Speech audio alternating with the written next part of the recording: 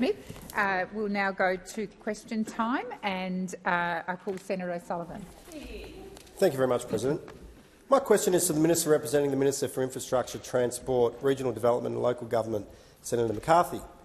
In the May budget, the government allocated $10.1 billion to pay the states more money to cover the costs of blowouts in state infrastructure projects. Australians are being forced to drive on unsafe and potholed roads, which have missed out on funding because of project cost blowouts. Has CFMEU corruption and lawless behaviour added to construction costs for road and rail projects? Thank you, Senator O'Sullivan. Minister McCarthy. Thank you, President, and I thank the senator for his question. The Albanese government is delivering infrastructure for all of Australia after cleaning up the mess left by the Liberals and Nationals. Last year we did the hard work of informing or reforming the Infrastructure Investment Program, ensuring that the 10-year $120 billion pipeline is sustainable and delivers well-planned, properly costed projects across the country. And in delivering this budget, we have Minister, please resume your seat. Senator O'Sullivan. Yes, on relevance, President. My question was whether or not the impact of the CFMEU was having on the costs of road and rail projects, whether corruption was occurring and that was impacting on road projects. Thank you, Senator O'Sullivan. You did also mention projects generally, but I will draw the minister to order. Order. I will draw the minister to the second part of your question. Minister. Thank you, President. Yes, well, I was going on to some of the budget questions there as well. But as I said yesterday to the question by Senator McKenzie, that Catherine King, the minister, has written to state and territory counterparts to convey the expectation that any information regarding improper or criminal conduct, Senator, by any entities related to projects delivered under the National Land Transport Act 2014 be reported immediately to the relevant regulator. The minister has embedded new assurances and protections in the Federation Funding Agreement that the Commonwealth has negotiated with the states, which was finalised on August 11. Thank you, Minister. Senator O'Sullivan, first supplementary. The Albanese government has cancelled, cut and delayed $27.9 billion worth of infrastructure projects over its first 2 years. Has CFMEU corruption and lawless behaviour resulted in delays to funding other road projects which are needed by Australian families and businesses?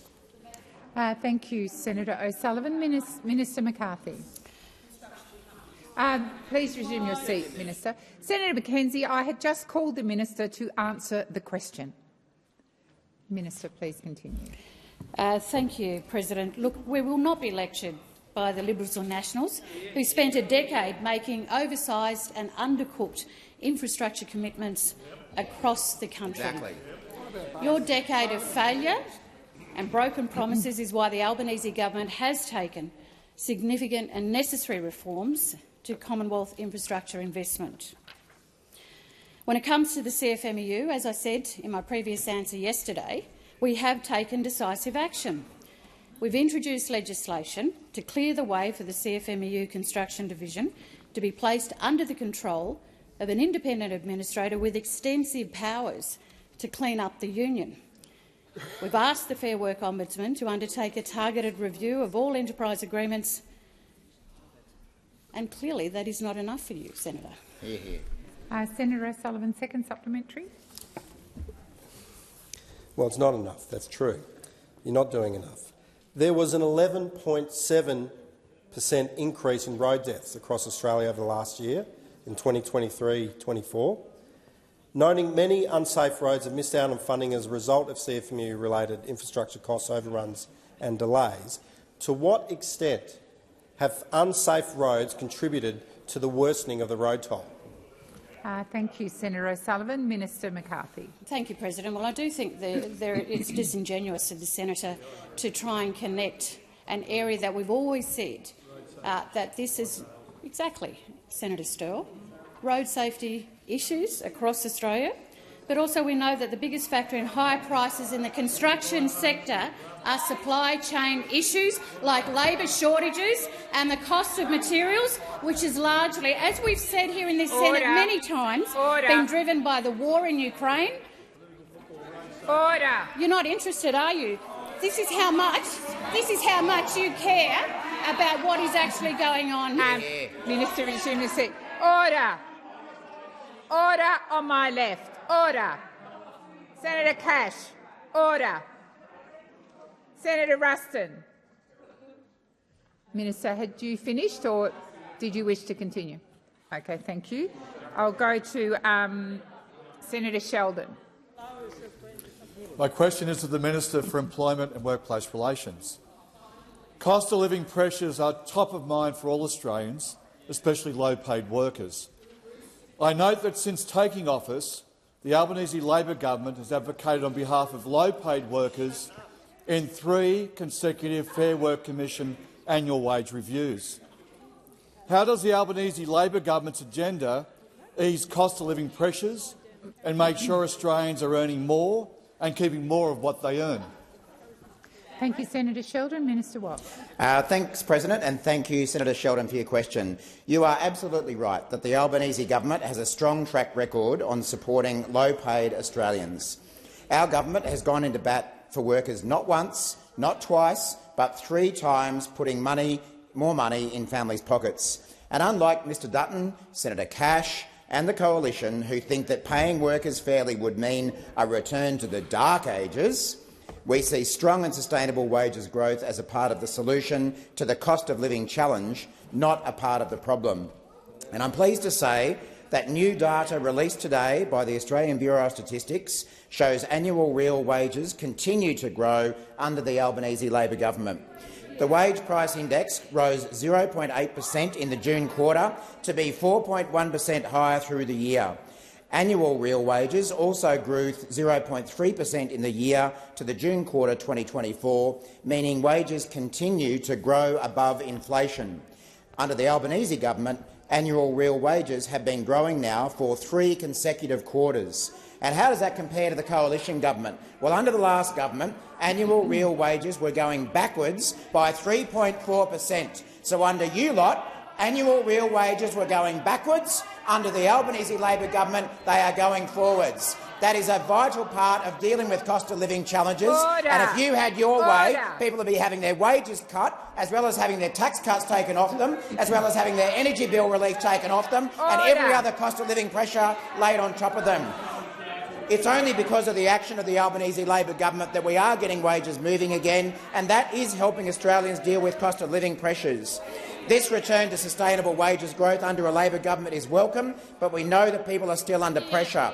And that's why we're focused on tackling inflation and delivering responsible cost of living relief, including our tax cuts to every taxpayer, which have been rolling out since July 1. Thank you, Minister. Senator Sheldon, first supplementary. Order. At the 2022 election, the Albanese Labor government promised to get wages moving, and since then the government has introduced and implemented reforms to protect and grow the wages of Australian workers. How are the Albanese government's reforms helping Australians earn more and keep more of what they earn while relieving cost of living pressures? And why are these reforms so important? Thank you, Senator Sheldon. Minister Watt. Thanks, Senator Sheldon. Well, we all know that workers need successful businesses to stay employed, and likewise businesses would cease to function without workers. And to retain quality staff, you know what businesses need? They need to ensure their staff are paid appropriately. And because of the reforms the Albanese government has delivered, what we're now seeing is full-time minimum wage workers earning an extra $143 per week. Again, if you'd had your way, those minimum wage workers would have been getting nothing more to deal with the cost of living pressures that they're facing. But under the Labor government, they're getting an extra $143 per week. And as we announced last week, we are backing in a 15% pay rise for early educators that you still don't support. And that means a typical early childhood education and care educator will receive a pay rise of at least $103 per week, increasing to at least $155 per week from next December. Increasing wages is not only a win for workers, it's also a win for productivity and a win for the economy. Thank you, Minister. Senator Sheldon, second supplementary. In the face of cost of living pressures, I note that the Liberals and Nationals have not once advocated for low-paid workers at the Fair Work Commission and voted against the Albanese Labor government's reforms to get wages moving. What are the main barriers to getting wages moving again? Minister Watt. Oh, hello. There they are, right over there. All of them. Look at them all. Well, the main barrier to continuing getting wages moving and dealing with cost of living pressures is the scary possibility of a Peter Dutton Prime Ministership with Senator Cash in the driver's seat on wages policy. Now, I know this side of the chamber can't bear to think about it, but we also know there's a fair few over there who don't really want to think about that either. Australians simply cannot risk Mr Dutton and the Coalition dipping their hands in your pocket and cutting your wages. They've already committed to targeted repeals of the legislation we introduced that is contributing to wages growth. They've also committed to cutting pay and conditions for casual workers. They want you to work after hours without getting paid by abolishing the right to disconnect, and today we learned they are developing a specific election policy to strip away workers' rights in the Western Australian mining industry. The Coalition clearly want Australians to work longer for less. Under Labor, you'll earn more and keep more of what you earn. Order. Order. I draw to the attention of honourable senators the presence in the gallery of the Australian Political Exchange Council's 19th delegation from Japan, led by Mr Fuji Hisayuki. On behalf of all senators, I wish you a warm welcome to Australia and, in particular, to the Senate. Senator Colbeck. Thank you, President. My question is to the Minister representing the Treasurer, Senator Gallagher. Minister, yesterday you claimed the Albanese government had slashed spending growth. What was the rate of projected spending growth prior to the 2022 election, and what is the projected rate now after 3 Labor budgets? Thank you, Senator Colbeck. Minister Gallagher. Thank you very much. I thank Senator Colbeck for the question. And whilst those opposite raise concerns about the level of inflation and spending that is occurring now in the economy, I would like to just remind them that when the March budget that was held before the election in 2022, the Coalition spent $40 billion when inflation was about to reach a peak of 6.1%. So whilst we've seen inflation moderate and we've found savings and we've got the budget in better shape and we've reduced debt so that we've saved the Australian taxpayers $80 billion in interest payments, and we've turned significant Liberal deficits into Labor surpluses, when we have supported additional spending, it's been very modest as inflation moderates. In fact, in this last budget, I think the net spend was in the order of just over $11 billion, when inflation is half of what we inherited. So we've been finding savings, paying down debt, turning deficits into surpluses, finding savings and reprioritising across the budget. Resume your seat. Senator Colbeck. Thank you, President. On direct relevance, the question was what was the projected spending rate growth prior to the 2022 election, and what is the projected spending rate now after 3 Labor budgets? We've had. Thank you, Senator Colbeck. There's no need for debate. I will remind the senator of that part of your question. Minister Gallagher. Thank you. Well, I was putting the context around it, President, which is that those opposites seem very concerned about spending now. They didn't have the same concern when inflation was much higher and they were trying to win an election where they tried to shovel out $40 billion worth of additional spending at a time when they knew inflation was a massive problem. That is what happened. And when I look at the statistics of the spending, if we look at the percentage of GDP, it is much lower. I think in the 22-23 you were spending at 27.2%. In Labor's 24-25 budget, thank you, it was 24.5%. Has expired. Senator Colbeck's first supplementary. Thank you, President. Is the projected level of spending in the 24-25 financial year now higher or lower than was forecast in Labor's first budget? Thank you, Senator Colbeck. Minister Gallagher. Thank you. And the Shadow Finance Minister interjects. So I just give the real spending growth. The average under the Liberal government was 4.1%. Under our government, over 6 years to 2027-28, it's 1.4%. And what that shows, so the numbers don't support the argument that you are putting. The numbers do not support the argument. You talk out of both sides of your mouth all the time. You want to spend more, spend less. You want to argue that wages spirals will cause inflation, and then you complain that wages aren't growing fast enough. People see the inconsistency in your argument. We have showed restraint. We have repaired the budget, and at the same time we've found room to support people with cost of living help, whether it be tax cuts, whether it be energy bill rebates, whether it be support for early education and care, both for parents and for the workers, whether it be reforming aged care. So yes, we are tackling those important investment areas at the same time. The time for answering has expired. Senator Colbeck, second supplementary. Thank you, President. On what basis do you claim to have slashed spending growth when your government's own budget shows spending has increased by $64 billion in 24-25? Thank you, Senator Colbeck. Minister Gallagher. Thank you. Well, there's the numbers that I just read out, Senator Colbeck, so the difference between 4.1 and 1.7, for example. But there's also the fact that we have found $77 billion in savings. And you have not, in your last budget, exactly, I'll tell you how many savings you found. 0. We didn't have to look very hard because there were none. There were no savings. You went on a spending spree at a time when inflation was at its highest. That is what was occurring. We came into government, we found savings, we returned money to budget, we've lowered the debt, we've turned deficits into surpluses, and we've done all of that at the same time that we've shown restraint in spending, and we've been able to meet some of the urgent pressures there were across government services and indeed to help people with some of the cost of living issues that we've been seeing over the last year or so. Thank you, Minister. Senator Hodgkins-May. My question is to the Minister representing Early Childhood Education, Minister Watt. Educators and unions have fought long and hard for a 25% pay rise for early childhood educators, and last week the government announced an overdue 15% wage increase. These educators, who are overwhelmingly women, have been calling for a 25% wage increase that values the essential and under-recognised work of educating and caring for our kids in those critical early years. For too long, these childcare workers have been leaving the industry in droves because they aren't being paid enough and they can't afford to stay.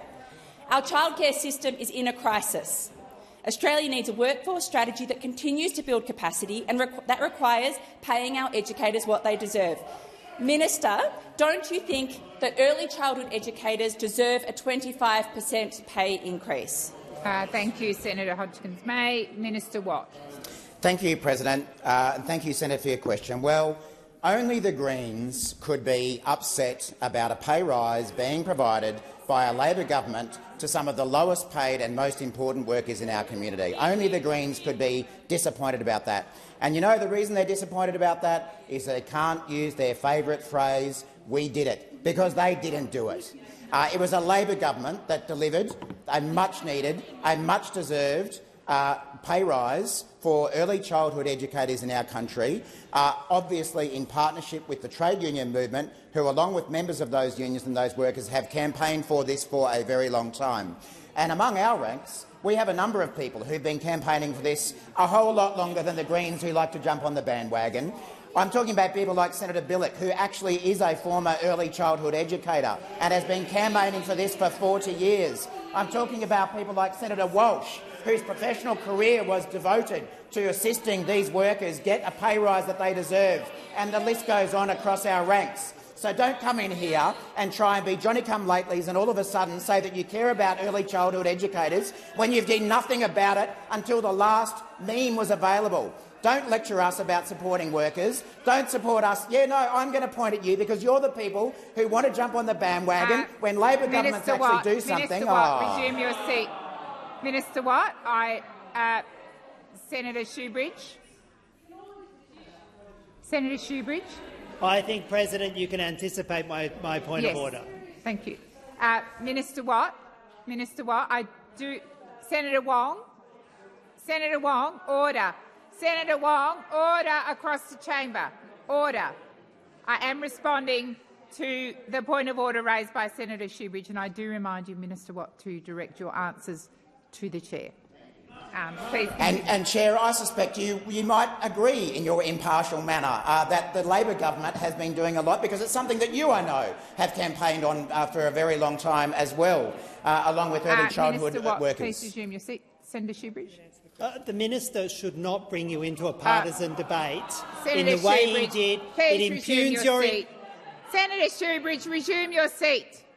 Resume your seat. Please continue, Minister.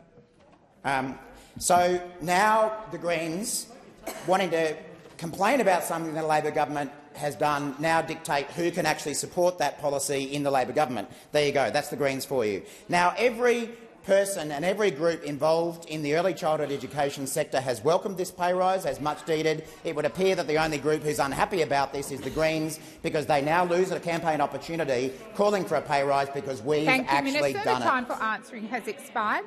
Senator Hodgkins-May, first supplementary. Women and families across Australia are hurting because early childhood education and care is too expensive and too hard to access. Kids are missing out on crucial early years education, and parents are missing out on much-needed paid work in a cost-of-living crisis. Last week, the government could have made early education and care free and accessible, but instead they locked in a fee hike for families who are already struggling.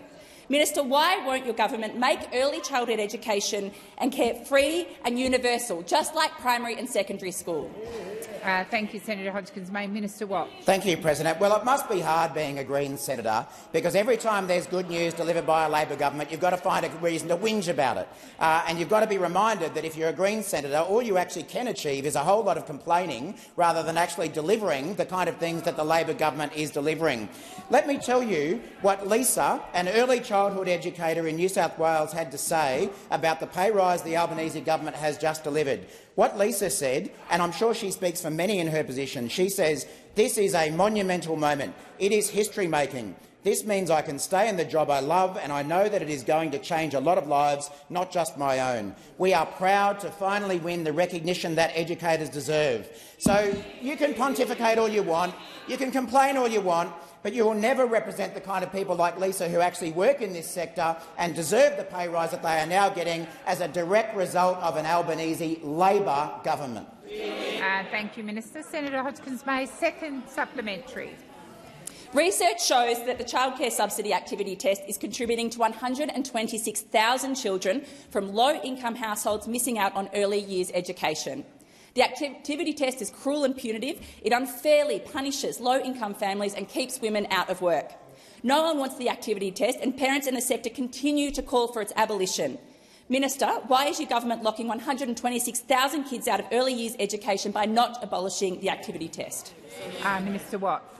Well, again, thank you very much for that question, Senator, because it now gives me an opportunity to not just talk about the pay rise we've provided to early childhood educators, but about the cut in childcare fees that the Albanese Labor government is providing families all around Australia.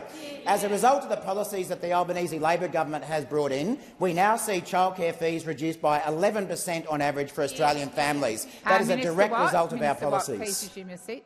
Senator Hodgkins-May. Point of order, Speaker. I specifically asked about the abolishing of the activity test, and I would refer the acting minister to my question. Minister Wong. Thank you. Well, 2 points. First, the minister's only had 22 seconds. I'm sure he will get to that point. The second point is, I'm sure he will. I have great faith in Senator Watt. The second is, Senator, you actually made an assertion about the cost of childcare, so the minister is entitled to respond to that assertion. Thank you, Minister Wong. Order. Order. First of all, Senator Hodgkins-May, I'm the President, not the Speaker. And secondly, you did refer to fee hikes in your at the start of your question, and you talked about women not being able to go to work. So the minister is entitled to canvass those issues in his response. Please continue, Minister Watt. Thank you, President. So the issues that Senator Hodgins-May is talking about have been the subject of a number of reviews that have been presented to the government, and they are, of course, matters that we are considering. But in the meantime, what we're actually doing is making childcare cheaper for Australian families, another thing that the coalition opposed. Let's not forget about them.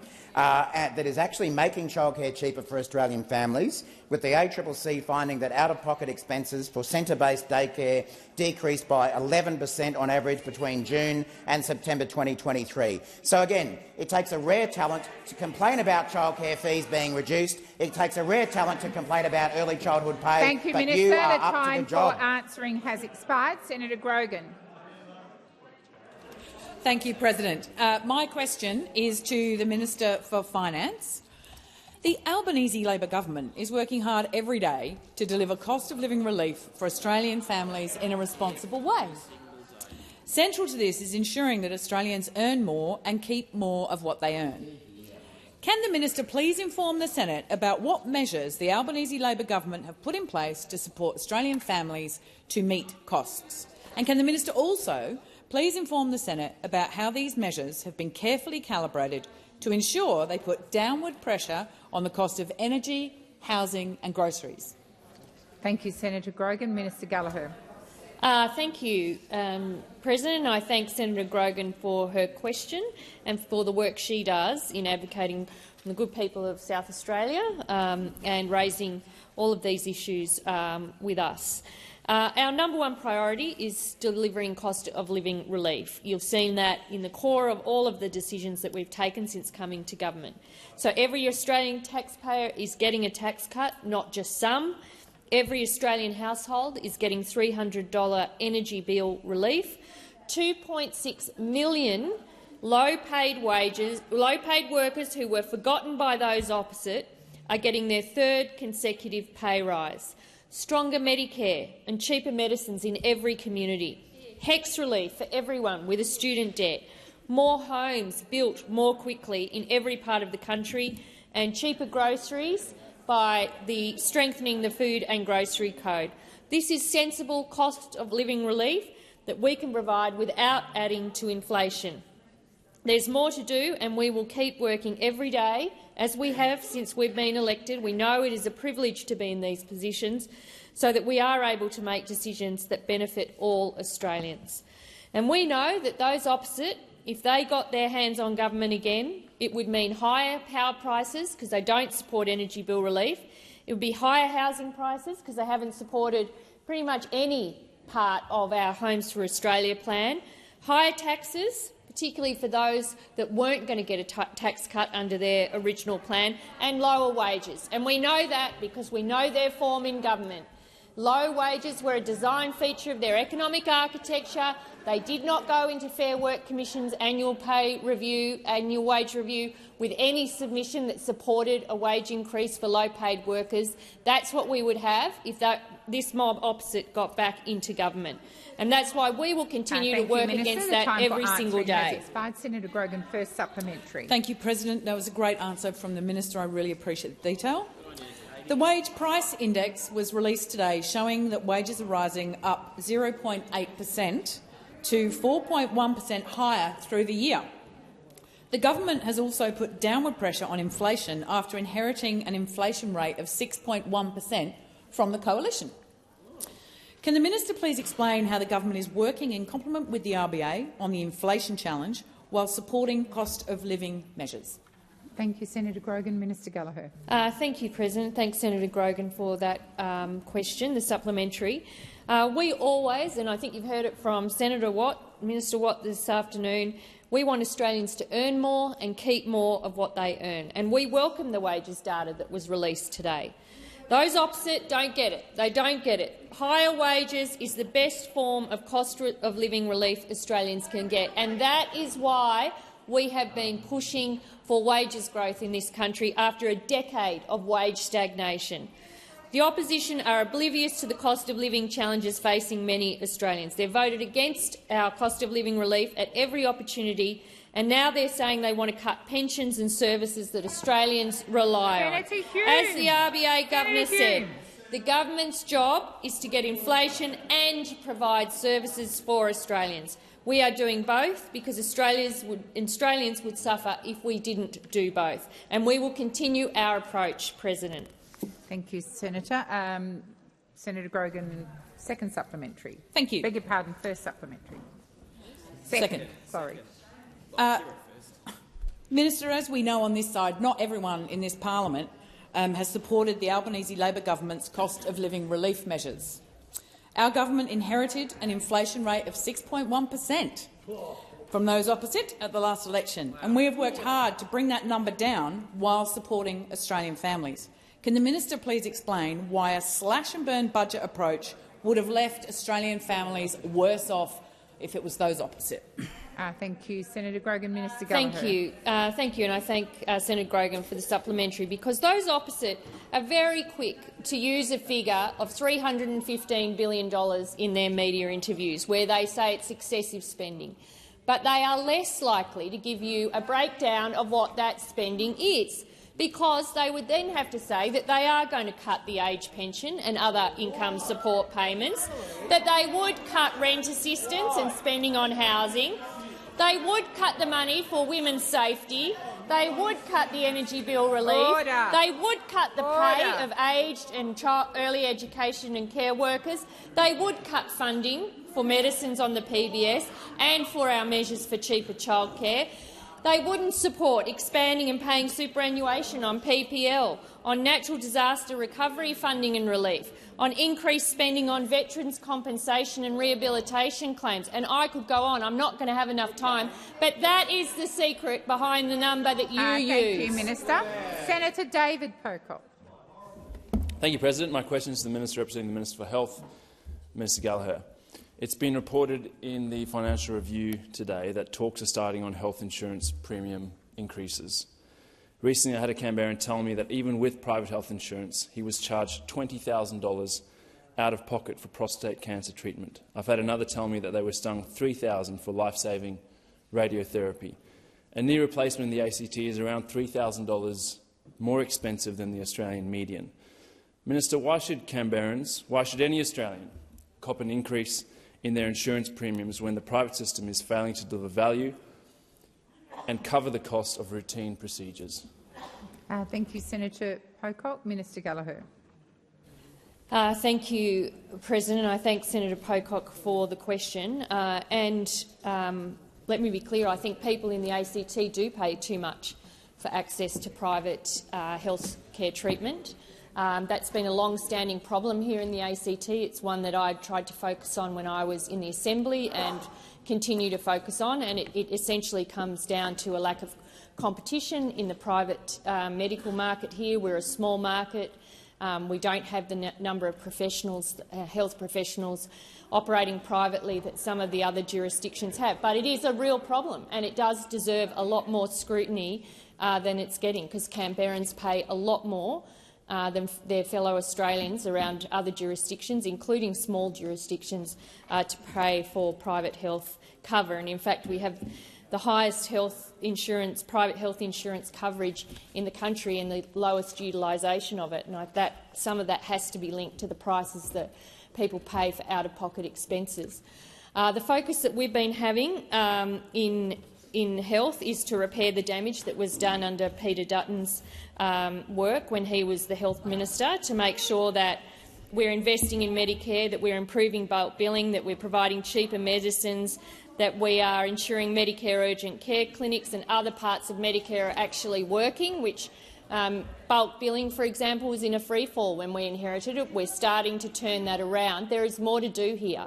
But I agree with Senator Pocock, the out-of-pocket costs, which is related to but not completely at the hand of the private health insurers, requires a lot more scrutiny, including what people are paying here in the ACT, and I would encourage them to shop around when they are getting their referrals to see if they can get lower prices from other medical professionals. Thank you, Minister. Senator Pocock, first supplementary. Thank you, President. Thank you, Minister. I'm glad you agree. I'm concerned that none of the measures you mentioned relate to the cost of surgery, and I'm interested what actions the government will take to protect Australians from outrageous gap fees and ensure that they actually receive some value from their private health insurance, given we have a system that forces people into having private health insurance? Thank you, Senator Pocock. Minister Gallagher. Well, thank you. In terms of surgery, we have a very good public health system, but in some areas it does mean that there is waits for people, and I think for medical treatment or private medical treatment, that is why some people go private, because they can get their surgery done faster than waiting on the public list. But I would say in this country we do have an excellent public health system that provides services to anyone regardless of their background or need. That is important to understand. I think the other thing is the work that we're trying to do for medical professionals, those private specialists, to publish their fees so that people can see at the earliest opportunity what some of the rates are going. Now, the doctors haven't been as fast as we would have liked to upload some of that information, and I think we need to continue to put more pressure on there.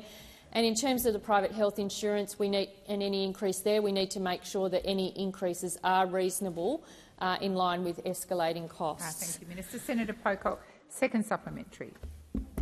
Thank you, President. Thank you, Minister. We know that the public system is clogged. There are over 500,000 people in the public system on the surgery waiting list, 3,000 in the ACT. Only half of people needing semi-urgent surgery are seen on time in the ACT. Is there any plan from the government to rein in increases to insurance premiums when people aren't seeing value from their private health insurance? Thank you, Senator Pocock. Minister Gallagher. Well, I think that's certainly the work the government does on an annual basis. I mean, that scrutinises, and I can't recall off the top of my head the last increase, but it was a modest increase to private health insurance. So these are something the minister looks at carefully and takes a range of advice on. But the price that some private specialist pays over and above, even the responsibility of the private health insurer. I mean, for those out-of-pocket costs on top of or above the scheduled fee for those procedures, then that is a decision of doctors providing that service. And I know, having been through it recently here in the ACT, the charges for my family member were 100 times what the scheduled fee was. So there is a problem, and it needs further scrutiny about what can be done, particularly here in the ACT, when people are often charged double what the costs are in a place like Sydney or Melbourne, or indeed in Adelaide. The time for answering has expired. Senator Van. Thank you, President. My question is to Senator McAllister, the Minister representing the Minister for Climate Change and Energy, and I congratulate her on her promotion. Given the proven potential of electric vehicles to provide energy and system security services to the electricity grid using vehicle-to-grid or V2G technology, which was recently demonstrated by the Realising Electric Vehicle-to-Grid Services project run at ANU, is the government taking steps to update and harmonise national grid codes and standards to facilitate the broader adoption of V2G technology? Thank you, Senator Van. Minister McAllister. Thank you very much, Senator Van, for that question. And you're right that this is a technology that potentially has great potential, supporting consumers in meeting the energy needs in their own households, but also, if done well, supporting our broader requirement to have a grid that is reliable and can respond flexibly to changes in demand across that grid. Minister Bowen sometimes refers to electric vehicles, in fact, as batteries on wheels. And it's on that basis that the government is taking the steps that we are taking generally in relation to electric vehicles and specifically in relation to the national standards that are required to make sure that this technology is integrated and integrated well. You'll know that we had an extended public discussion about standards for new vehicles and encouraging a greater number of models and a greater choice for consumers in relation to vehicles. And that applied, of course, to more efficient petrol vehicles, but also to the importation of a wider range of electric vehicles, including vehicles that are at a price point that will be attractive to the broadest range of consumers. But you speak specifically of the issues in relation to the grid, and it is a matter that the energy ministers have paid a great deal of attention to. So energy ministers, in fact, at their last meeting, initiated a process, adopted a roadmap which sets out a series of pieces of work that the energy ministers agreed to undertake together to establish the relevant standards for electric vehicles. Minister Bowen has been clear that he would like to see some progress on some of those matters over the course of this year, but we understand that this is a technology where we have time to prepare. Thank you, Minister. Senator Van, first supplementary. Thank you, Minister. Given AEMO has not even included the capability in their ISP to any great extent, and there is billions of dollars being prioritised for strengthening the grid and gold-plating it, some would say. Given the growth of EVs and the evolving landscape of energy technology, is the government considering revising its market projections and energy policies to better reflect the potential contributions that EVs with V2G technology could make? Thank you, Senator Van. Minister McAllister. Thanks very much, Senator Van. And you're right to make the point that the technology potentially could have a real impact on the projections for both demand and supply in the national electricity market. We are at a point in time where the technologies that are available to us are actually evolving and changing, and it's for that reason that AEMO not only regularly updates their projections and upgrades the Integrated Systems Plan, but makes sure that when it does that, it engages very closely with a range of stakeholders to make sure that the assumptions that they're using and that the inputs that they're obtaining reflect broadly the understanding in the market about the technologies that are on foot and are coming towards us. Right now, we don't have a particularly large number of vehicles with this capacity ready to go in this market, but that could change, and I'm quite certain AEMO will be watching this as they update, as they regularly do their projections. The time has expired. Senator Van, second supplementary. Thank you, President. Minister, is the government planning to allocate additional funding or introduce incentives to support research, development and deployment of V2G technology? Thank you, Senator Van. Minister McAllister. Thanks very much, President, and thanks, Senator Van. Senator Van, as you know, the chief vehicle for providing support for emerging technologies and technology trials is ARENA. And in our last budget, the government substantially replenished ARENA's funds to provide support for a range of technologies, including potentially the technologies that you speak of. We are conscious that this is a world in which Australia is just one participant in a global market where, vehicle manufacturers around the world are thinking about how best to integrate this capacity into the vehicles that they sell. I am quite certain that the reforms we've undertaken to change the shape of the Australian market will see Australians with a much greater opportunity to access some of these vehicles as they come into commercial production globally. Thank you, Minister. Senator Lambie. Thank you, Madam President. My question is to the Minister representing the Prime Minister, Mr Wong. A key contributor to cost of living is the cost of power because electricity price is set by the gas price. Despite all your measures on gas, the price of gas on the East Coast last quarter was $13.76 per gigajoule. Meanwhile, in Western Australia, a state that has a gas reservation policy, it was $8.66 per gigajoule. We have an abundance of gas, and yet most Australians are paying through the roof prices for it and electricity. Why is your government putting the interests of the big gas cartels ahead of Australians and not considering a gas reservation policy? Thank you, Senator Lambie. Minister Wong.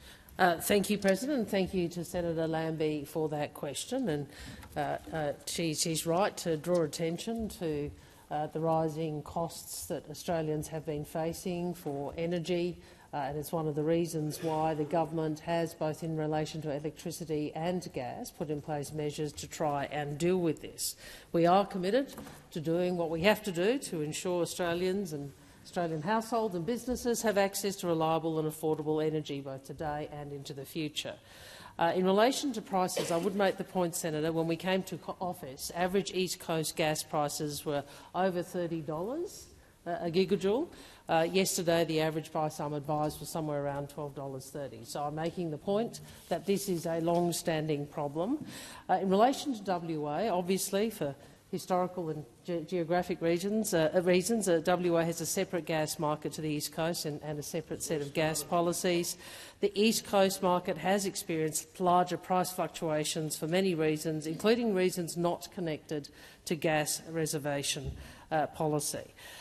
When we came into government, we took immediate strong action on both gas supply and price. We introduced the mandatory code of conduct. We reformed the powers of AEMO to take action to address supply issues before they eventuated.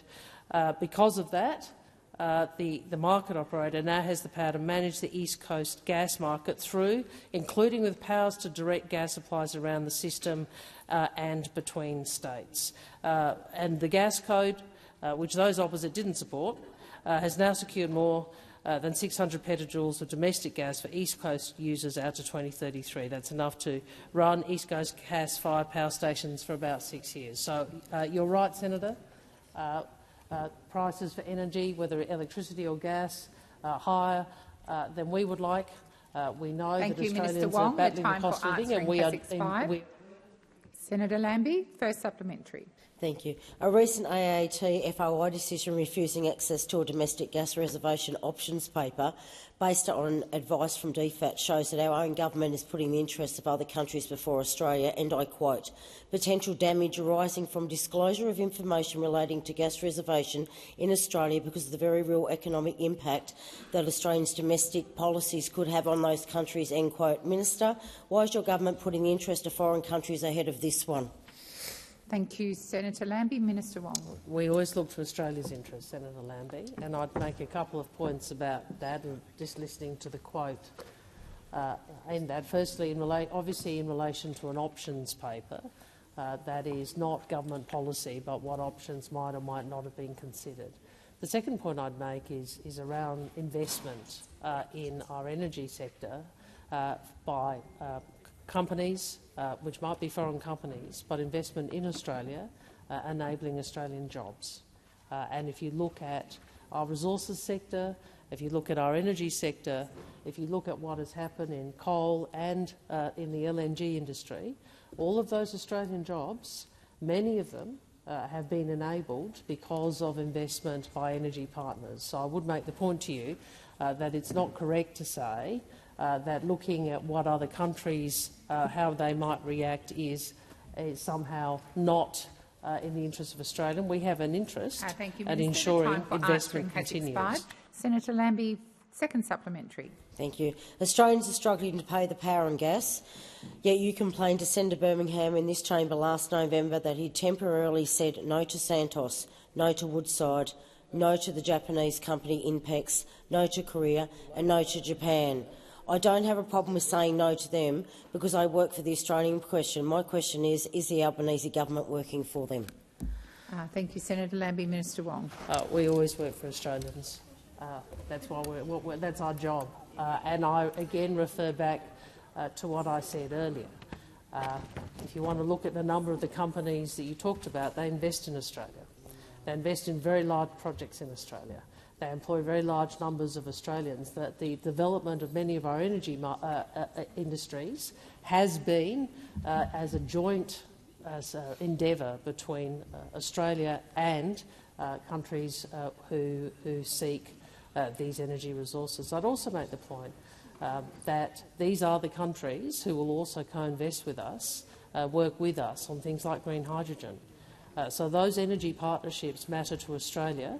They matter to our transition to a lower carbon economy, and they matter to Australian jobs, because it is Australian jobs which are benefited by this sort of investment. Thank you, Minister. Senator O'Neill. Very much, Madam President. My question is to the Minister for Emergency Management, Minister McAllister, and I want to take the opportunity to congratulate her on her new role, and I know she'll bring all the vim and vigour of a great New South Welsh woman to the role. What reforms has the Albanese government undertaken during this term of government to make sure Australia is better prepared for natural disasters? Thank you, Senator O'Neill. Minister McAllister. Thank you, President, and thank you, Senator O'Neill. And I recognise your long-standing interest in these issues and in the wellbeing of communities in New South Wales. This is, of course, my first question as Minister in this portfolio, and I want to acknowledge my predecessor, Senator Watt. His is a legacy that I am proud to build on. I also want to acknowledge the communities who are still on the long road to recovery following floods and fires, and the terrific workers and volunteers, some of whom I've already had the privilege of meeting in the last 2 weeks. But as the frequency and severity of natural disasters has grown, so has the expectation that the Australian government will be able to step up and support communities when they are at their lowest. And the Albanese government has risen to this challenge. Over the last 2 years, we have implemented a number of reforms to ensure that Australians can be better prepared for natural disasters, so these communities can respond better and recover faster when a disaster hits us. And these include creating the National Emergency Management Agency to lead a more unified and more coordinated approach to emergency management, completing a substantial upgrade to the National National Situation Room, establishing and building a National Emergency Management Stockpile, and investing in Disaster Relief Australia to boost volunteers providing recovery and support to clean up after disasters. Our government is focused on working collaboratively with our partners to help communities prepare for and manage disasters. And states and territories, of course, retain primary responsibility for these responses. But our government's approach is to show leadership, to boost our capacity to coordinate, and show that we are ready to support states and territories and support communities at the worst possible moments. Thank you, Minister. Senator O'Neill, first supplementary. Thank you very much, Minister. And I know from being at the Gundagai show and people talking about the challenge and response in New South Wales, they will very much appreciate the answer that you've given there. As we enter this second half of the year, my community in New South Wales is starting to turn its mind to the coming high-risk weather season. What work is the Albanese government undertaking in the coming months to ensure Australians are ready for this high-risk weather season? Thank you, Senator O'Neill. Minister McAllister. Thank you, President, and thank you, Senator O'Neill. We do know how important it is to work with states and territories, work with industry and work with communities on emergency management. And the work that's already underway includes plans for the Albanese government's second high-risk weather season preparedness summit, which will bring together government, industry and community sector to prepare for the coming season. We're also establishing briefings between the Bureau of Meteorology, state and territory agencies and local governments on how to implement and use the Australian warning system so that communities can rely on consistent information and use consistent language when they are receiving that information, and a series of national exercises are stress testing our arrangements with state and territory governments and with industries. In this year's budget, we have also committed an additional $35 million over 2 years to boost Australia's aerial capability. Thank you, Minister. Senator O'Neill, second supplementary. Thank you very much, Minister. And I'm pleased and relieved, in fact, to hear that this government's committed to ensuring that Australians are, in fact, better prepared for natural disasters so they can respond and recover faster. Looking beyond this next season, however, how is the Albanese government working with states, territories and local governments to build resilience to future natural disasters? Thank you, Senator O'Neill. Minister McAllister. Thank you, President, and thank you, Senator O'Neill. So when we came into government, we promised to turn the previous government's defunct Emergency Response Fund into a dedicated fund for resilience and mitigation projects, and we have delivered. The Albanese government's flagship Disaster Ready Fund is investing up to $200 million in Commonwealth funding every year for projects across the country. And last year we announced nearly $400 million in matched funding for 187 projects. These included flood levees, evacuation shelters, fuel hazard mapping capability, seawalls and more. Now, this is in stark contrast to the former government. In 3 years, their $4.8 billion emergency response fund did not complete a single mitigation project or release a cent in recovery funding, while it made the government over $800 million in interest. Australians expect their government to support them in times of need, and they can be assured we will do just that. Senator Fawcett. Thank you, President. My question is to the Minister representing the Minister for Home Affairs, Senator Watt. Minister, reporting by Reuters and others of polling showing that 3 in 4 residents of Gaza and the West Bank support the terrorist group Hamas and indeed their actions on the 7th of October has led to questions about the security implications of visas being issued to this cohort during the current crisis. In an interview with the ABC on Sunday, the Director-General of ASIO, Mike Burgess, said, and I quote, "Part of that visa process is when criteria are hit, they are referred to my organisation and ASIO does its thing." End quote. Will the minister commit to referring every visa application from this cohort to ASIO so that it can conduct the appropriate security checks? Thank you, Senator Fawcett. Minister Watt. Thank you, President, and thank you, Senator Fawcett. Well, I'm sure that Senator Fawcett would agree that Australia has a proud record of working with our international allies to help people escape from crisis, such as what we're seeing in Gaza right now. The war between Israel and Hamas has displaced millions of Palestinians, and Australia has once again done our part. But we have not allowed this to compromise our national security. Our security and intelligence agencies have taken exactly the same approach here as they took with Ukrainians who have arrived since the Russian invasion in 2022 and Afghans who fled from the Taliban under the former government. I'm a little surprised to hear someone like Senator Fawcett, who I know has a great deal of respect for our armed forces and our security agencies. I'm a little surprised to hear Senator Fawcett question the judgment of well, Senator Fawcett asked the question. Order. Senator Fawcett asked the question. Order. Senator Fawcett's a big boy. He's okay. He's okay. He's okay. I am a little surprised to hear Senator Fawcett, who, as I say, I know has respect for our armed forces, as a former armed forces member himself, question the judgment of the Director-General of ASIO, Mr Mike Burgess. Minister, please resume your seat. Senator Fawcett. Thank you, President. Relevance. The question was about the government's commitment to refer every application, not about the judgment of the Director-General, who, as the Minister correctly indicates, I have the highest regard for. Thank you, Senator Colbeck. The Minister is being relevant, and I will continue to listen carefully. Minister Watt. Thanks, President. Well, Senator Fawcett, as I've already implied and will now make explicit, we are following exactly the same process as occurred under the former government.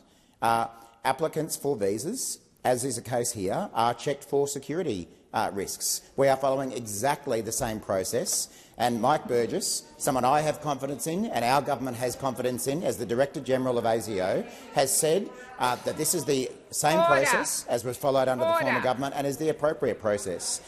So I think the question for the opposition is whether they have faith in ASIO or not. Thank you, Minister. Senator Colbeck, first supplementary. Thank you, President. So, Minister, the issue for you is that in the same interview the Director-General said, and I quote, "When things get referred to ASIO, we deal with them effectively. Of course, there might be times when they don't get or didn't get referred to us in time." End quote. Is this why multiple individuals leaving Gaza had their Australian visas cancelled after they'd been granted? Thank you, Senator Fawcett. Minister Watt. I would have thought it's a good thing for ASIO to provide advice that certain individuals' visas should be cancelled or not granted, rather than not making that decision. That's an example of ASIO doing its job and the government listening to the advice of ASIO. Would the opposition seriously prefer us to ignore the advice of ASIO? What we've done in some instances is cancel visas when security checks have revealed that those individuals should not be granted a visa. And again, this is exactly the same process as was employed by the former government. Please resume your seat. Order. Senator McKenzie, I called order 3 times. It applies to you. I will ask you to either remain silent in the chamber or leave the chamber. Minister Watt, please continue. Thanks, President. So, as I say, the process that this government is adopting and ASIO is adopting is exactly the same process as ASIO adopted under the former government. We listen with respect to the advice of our security agencies, including Mr Burgess as the Director-General of ASIO, where he and his colleagues provide advice that a visa should not be issued or should be cancelled. We accept that advice. Thank you, Minister. Senator Fawcett, second supplementary. Thank you, President. Media reports suggest that the Albanese government is developing a visa pathway to allow temporary visa holders from Palestine to remain in Australia. Minister, will you make a commitment to the Australian people that not a single Hamas supporter will be brought into Australia under this scheme? Thank you, Senator Fawcett. Minister Watt. Thank you, President. Thank you, Senator Fawcett. I saw the comments of Mr Burgess on this matter on Insider's program, and I'm sure you can go and have a look at them yourselves, where he explained the approach of our National Security Agency to people who have expressed views about Hamas. Again, we respect the advice of our security agencies and people like Mr Burgess, and we act on that advice. So I'm confident that ministers will act in accordance with that advice when those decisions are required. What I also saw Mr Burke say, as the incoming Home Affairs Minister, he made the very obvious point that Gaza is a war zone. People were provided with tourist visas initially in order to get them out of a conflict zone quickly after security checks had been undertaken. But it is unrealistic to think that it is proper or safe to return people to a conflict zone like Gaza, which is why further consideration is being given to their status going forward. Thank you, Minister. Thank you, President. I ask that further questions be placed on notice. Minister Gallagher. Earlier in question time, in answer to a question from Senator Pocock, I think I incorrectly said 100 times when I meant 10 times. Thank you, Minister.